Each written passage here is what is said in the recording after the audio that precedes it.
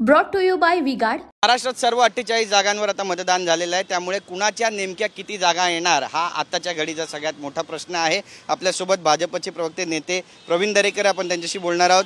आमदार महोदय, काय वाटतं नेमकं 48 जागांवरती मतदान झालेलं आहे, कुणाचा विजय होईल आणि कुणाला किती जागा मिळतील? विशेष करून महायुतीला किती जागा मिळतील? महायुतीला आमचं 45चं टार्गेट होतं, त्याच्या जवळपास आम्ही जाऊ आणि 100% 40च्या वर जागा या भारतीय जनता पार्टी आणि महायुतीला मिळतील याविषयी आमच्या मनात कुठल्याही प्रकारची शंका नाही। एवढं जोरदार मतदान मोदी साहेबांना महाराष्ट्रातील जनतेने केलेलं आहे। भाइयों बहनों, उनके राज में पावर रहे अनस्टेबल और हम रखे सब स्मूथ और स्टेबल।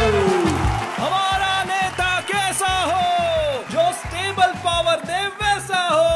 अब की बार वी गार्ड एसी स्टेबलाइजर का चमत्कार। वारंवार बोलतात विरोधक की अंडर करंट आहे, त्यामुळे ते देखील इतक्या जागांचा दावा करतायत। अंडर करंट 100% आहे, पण तो अंडर करंट पंतप्रधान नरेंद्र मोदी साहेबांसाठी आहे। करंट हा कोणासाठी असतो?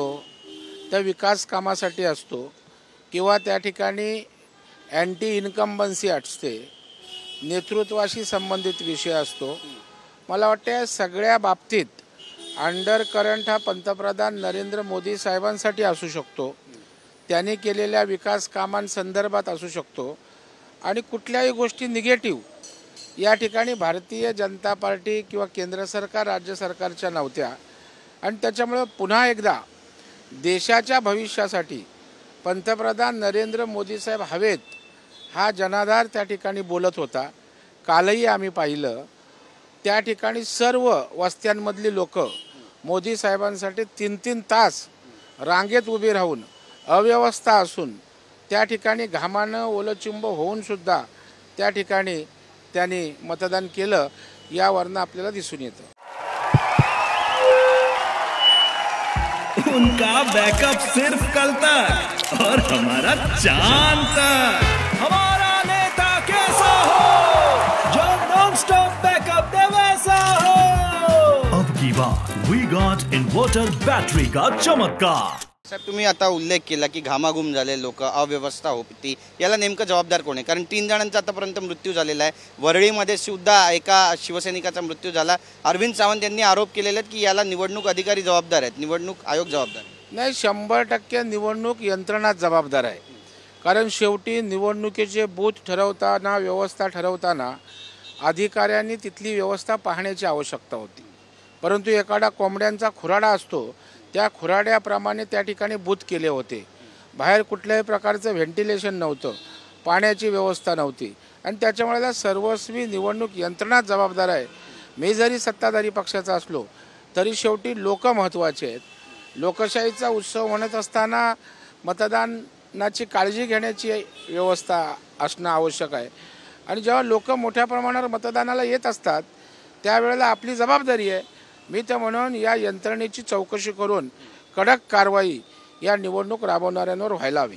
बरं, एक राजकीय प्रश्न विचारायचा आहे। रोहित पवार यांनी काही वेळापूर्वी व्हिडिओ ट्विट केलेला आहे। कपिल पाटील जे केंद्रीय मंत्री सुद्धा राहिलेले आहेत, त्यांनी पोलिसांना शिवीगाळ केल्याचा हा व्हिडिओ असल्याचा दावा रोहित पवार करतात आणि त्यामध्ये त्यांनी म्हटलं आहे की बॉस सागर बंगल्यावर बसले, त्यामुळे नेत्यांची अशी हिंमत होते। मला वाटतं रोहित पवार भ्रमिष्ट झाला आहे। त्याला ट्विटर, सोशल मीडिया यासाठी 100-500 लोक पेट ठेवलेली आहेत। तो जनतेत न जाता, जनतेच्या संवेदना न समजता केवळ ट्विटरवर आणि सोशल मीडियातनं बोलत असतो आणि त्याच्यामुळे मला वाटतं रोहित पवार हा काही दखल घेण्यासारखा नेता नाही आहे। अजून त्याला खूप काम करायचं आहे।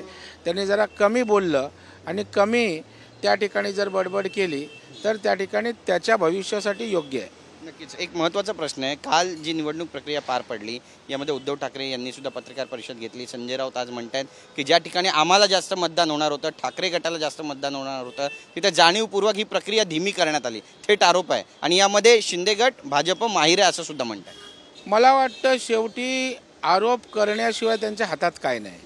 आता या आरोपाच्या उत्तरासाठी, सत्यता पडताळण्यासाठी तुम्हाला 4 तारखेपर्यंत थांबावं लागेल आणि मग त्या ठिकाणी जे बूथ आहेत त्या बूथवर किती मतदान झालं त्यावरनं यांच्या आरोपात तथ्य आहे किंवा कसे हे आपल्याला समजेल. उलट पक्षी त्या ठिकाणी आम्ही चिंतित आहोत की लोक मोदी साहेबांसाठी रस्त्यावर मोठ्या प्रमाणावर मतदानासाठी उतरली होती आणि निवडणूक यंत्रणा मतदानासाठी व्यवस्थेसाठी कमी पडली याची दुःख आणि खंत आम्हाला आहे. त्याच्यामुळे त्यांना दुःख असायचं कारण आहे का? त्यांना मतांचा पाऊस थोडा पडणार होता. परंतु काहीच नाही तर काहीतरी आरोप करायचे. 4 तारखेला यावर संजय राऊत उद्धव ठाकरे यांनी चर्चा करावी. बूथ वाईज मतदान कसं झालं आहे यावरून त्यांना आपली अवकात त्या ठिकाणी समजून येईल. पण ते तर उलट भाजप आणि शिवसेनेचे जे नेते आहेत एकनाथ शिंदे यांच्यावर सुद्धा गंभीर आरोप करतात. ते म्हणतात की यांचं ॲग्रीमेंट संपणार आहे, मुख्यमंत्री पायउतार होतील अशा चर्चा सुद्धा सुरू झाल्या आहेत. नाही, मला वाटतं तुम्ही फारच महत्त्व देता. राऊतांना जेवढी पब्लिसिटी देता बाष्पळ बडबडीला तेवढी चांगल्या गोष्टींना दुर्दैवानं आपण पब्लिसिटी देत नाहीत. त्याच्यामुळे शिव्या घातल्या, कठोर टीका केल्या, टोमणे मारल्या की तुमच्याकडे जास्त जागा असते. परंतु हरकत नाही, शेवटी तुमचा तो अधिकार आहे, त्याला आम्ही काय बोलणार. परंतु मला वाटतं जे काही निराधार आहे, जे काही विकृत आहे त्याला कमी पब्लिसिटी द्या. त्यामुळे अशा प्रकारच्या प्रवृत्ती संजय राऊतांसारख्या शेफरतात. धन्यवाद साहेब आमच्यासोबत बोलल्याबद्दल. तर आपण पाहतो या ठिकाणी प्रवीण दरेकर यांनी संजय राऊत यांच्यावरती घणाघाती टीका केली. कॅमेरा पर्सन रोशन गायकवाडचा Girish Gaikwad, TV9 Marathi, Mumbai. Brought to you by V-Guard.